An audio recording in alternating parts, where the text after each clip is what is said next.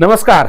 आज 8 मार्च जागतिक महिला दिन. आज सर्वजण आपल्या स्टेटसवरती आपल्या आईचा, बायकोचा, बहिणीचा, मुलीचा, मैत्रिणीचा फोटो ठेवणार, त्यांना विश करणार, सेलिब्रेट करणार.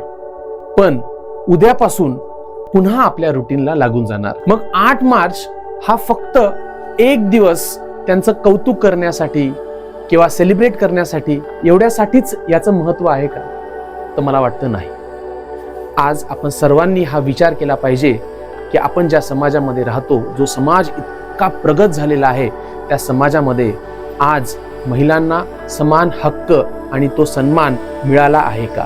मुलींना त्याच अपॉर्च्युनिटीज आहेत का ज्या मुलांना आहेत? आपल्या घरात वावरणाऱ्या महिलांना बाहेर जाताना सुरक्षित आहे अशी भावना आहे का?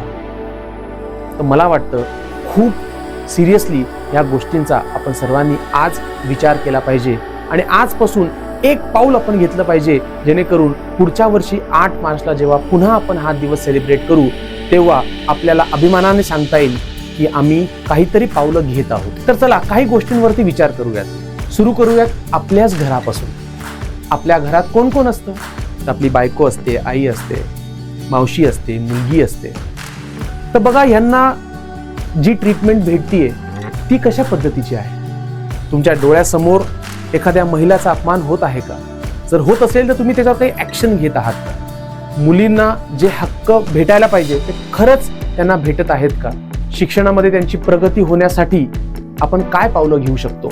आपण म्हणतो की मुलींना सेफ एन्व्हायरमेंट क्रिएट केलं पाहिजे, पण आपण स्वतः ज्या वातावरणामध्ये राहतो त्या वातावरणामध्ये आपण किंवा आपला जो समाज ज्या महिलांची ज्या पद्धतीने ट्रीटमेंट करत आहे ती योग्य आहे का? आणि जर नसेल तर तुम्ही त्यासाठी काय करताय? प्रत्येक महिला स्वतःचा स्वाभिमान आणि स्वतःची प्रगती करण्यासाठी नेहमी धडपड करत असते,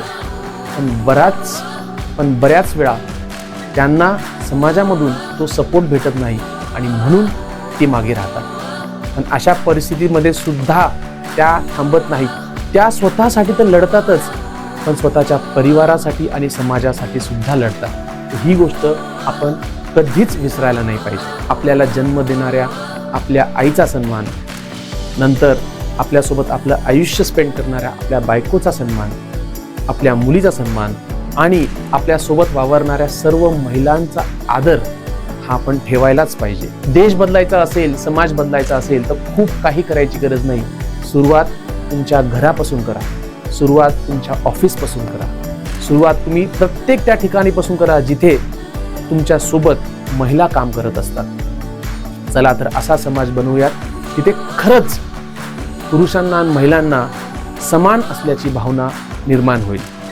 साकार PCMB क्लासेस सर्व महिलांना मनापासून जागतिक महिला दिनाच्या खूप खूप शुभेच्छा देतो. आणि आमच्या इन्स्टिट्यूटमध्ये शिकणाऱ्या स्टुडंटपैकी 60% ह्या मुली आहेत आणि त्या खूप आत्मविश्वासाने, खूप मेहनतीने इंजिनिअरिंग आणि मेडिकल सारख्या एक्झामची प्रिपरेशन करत आहेत. त्या सर्वांना माझ्या पूर्ण टीमकडून खूप खूप शुभेच्छा. Be strong and be successful. All the best. Bye.